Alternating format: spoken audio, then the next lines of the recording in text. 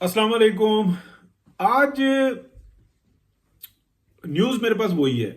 रात को मैं जो देख रहा था उसके अंदर कि ये किस किस्म की इंक्वायरी हो रही है, क्या वाकई जो फैज़ हमीद का जो कोर्ट मार्शल चल रहा है और जो दीगर अफसरान के साथ जो मालूमात इकट्ठी की जा रही है, क्या ये उससे मुंसलिक है, तो और या क्या इसका मामला जो है इस केस के अंदर आएगा।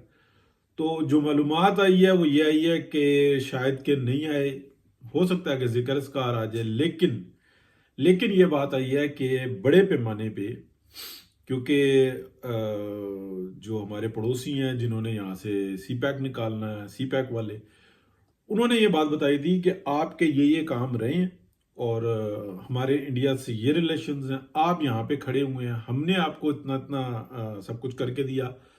ऑलवेज आप जो है ना अपने मामलात को अपनी ज़ात की हद तक ले जाते हैं और उसकी वजह से जो है ना बहुत सारे मामलात जो है ना वो ख़राब होते जा रहे हैं। अब मैं आपको बताता हूँ कि जो मेरे पास मालूमात आई है ना वो ये है कि बड़े पैमाने पे इंक्वायरी हो रही है। ये जो कश्मीर का मसला, जो इमरान खान का दौरा हुआ ट्रंप के साथ और बाजवा साहब की एक बड़ी ज़बरदस्त तस्वीर आई, बाजवा और ट्रंप की, ठीक है, जिसको उस वक्त में बताया भी गया। तो क्या ये मामलात जो हुए हैं सारे, ये पाकिस्तान के वसी तर मफाद में हुए हैं या अपनी जेबों के वसी तर मफाद में हुए हैं? तो इसमें जेबें इन्वॉल्व हैं। वो माल कहाँ गया, वो कहानी क्या हुई। इस वक्त पाकिस्तान एक नई मुसीबत में पड़ा हुआ है। इस वक्त इंडिया की सूरत हाल किसी और तरफ जा चुकी हुई है।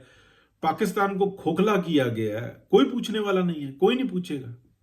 क्या यहां से कनेक्टिविटी के हिसाब से ये पूरा खित्ता जो है पाकिस्तान के ऊपर डिपेंड नहीं कर रहा, इवन इंडिया।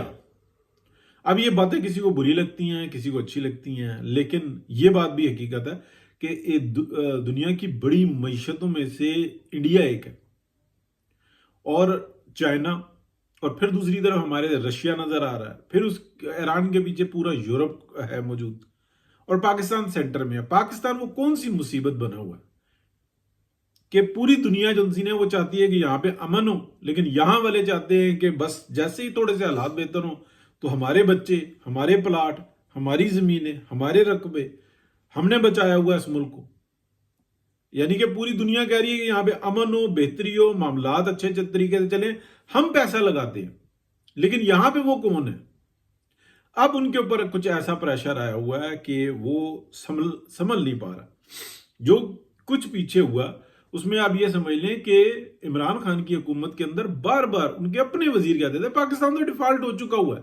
यानी कि इतनी जल्दी थी इनको कि हम डिफॉल्ट अनाउंस करें और दूसरे अपने न्यूक्लियर जो टेक्नोलॉजी है वो किसी के हवाले करें। वो कौन से ऐसा माल मत्ता था, वो कौन सा ऐसा इंटरेस्ट था कि जिसके लिए इतनी जल्दी मची हुई थी। यानी कि दुनिया ने आगे पाकिस्तान के न्यूक्लियर्स को बचाया, दुनिया ने आगे पाकिस्तान को हेल्प की है, और यहां वाले क्या कर रहे थे? बाद में आ गए हैं कि जनाब हमने बचा लिया, 9 मई हो गया, वो सारी डॉक्ट्राइन एक तरफ रह गई, खुद मजलूम बन गए। मैं ये नहीं कह रहा कि ऐसा ही है, लेकिन ये वो कौन सी साइंस है कि जो किसी को समझ में नहीं आ रही। इवन जो इस वक्त में मामलात को चला रहे हैं उनकी समझ में नहीं आ रही। उनको चंद एक चीजें बताई हैं कि नवाज शरीफ को नहीं आने देना। यानी कि 8 फरवरी का इलेक्शन अजहान का इलेक्शन था, ठीक है। सारे जो पीएमएलएन के एंटी स्टैब्लिशमेंट थे हरा दिए गए, जो पिंडी से थे, इस्लामाबाद से थे, हर वो को जिता दिया गया। और फिर कहते हैं कि आओ कबड्डी खेलें। शहबाज शरीफ साहब को वजीर आजम बना दिया गया, जो पहले से ही तैयार बैठे थे कि मैंने ऐसे ऐसे ऐसे करना है, अब मैं बनाऊं। जैसे जैसे हालात आगे बढ़ रहे हैं अब उनसे मामला नहीं संभल रहा और दूसरी तरफ से भी नहीं संभल रहा। वो जी फैज हमीद का जो ना 2 महीने में आएगा, 1 महीने में आएगा, अभी बता रहे हैं 2 महीने में आएगा। देख लें क्या नतीजा आएगा। जबकि मैं स्टार्टिंग में बता रहा था, जो मेरे पास इतलात आ रही थी और बिल्कुल मुख्तलिफ थी।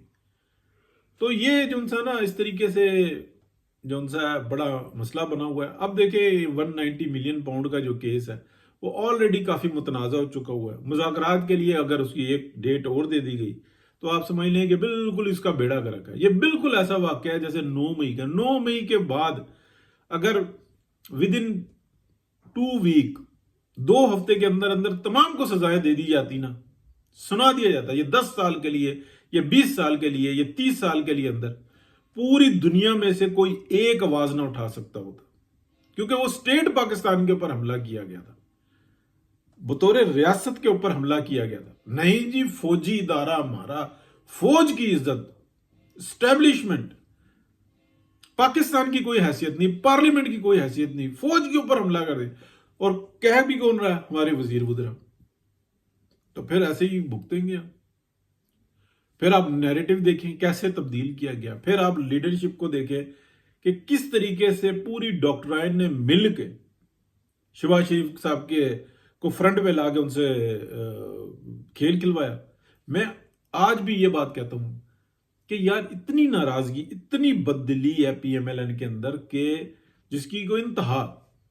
जो मेन सरकर्दा लीडर थे उनमें से या तो वो काम कर रहे हैं बतौर वजारतें लेके, वो भी बददिली से कर रहे हैं, और जो पीछे बैठे हुए हैं नाराज हुए हैं वो भी बददिल हुए हैं कि यार हमारे लीडर से ठीक है उसकी बात नहीं मानी तो फिर फैसला सुनाते ना।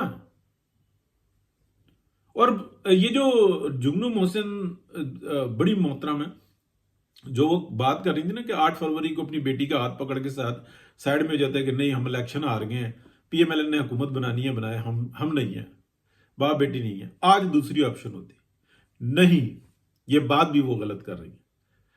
दुरुस्त फैसला ये था कि ये शहबाज शरीफ साहब है और ये हमजा शहबाज है। आज के बाद पीएमएलएन से इनका कोई ताल्लुक नहीं है, बाहर निकलो। सारी साजिशें तुम दोनों बाप बेटा मिलकर करते हो, एक दफा नहीं 10 दफा करते हो। उस वक्त में मियां नवाज शरीफ ये फैसला करते ना तो कबड्डी खेलनी थी अगले ने कि भाई का हुक्म है, हमने काम करना, भाई का हुक्म है, भाजी बस तुसी कहता मैं कर लांगा, बस तुसी बेफिक्र हो जाओ। शहबाज शरीफ साहब को एक काम के एवज वजारत उज़्मा मिली है कि पीएमएलएन का बेड़ा गर्क करना। एक दफा नहीं 10 दफा का।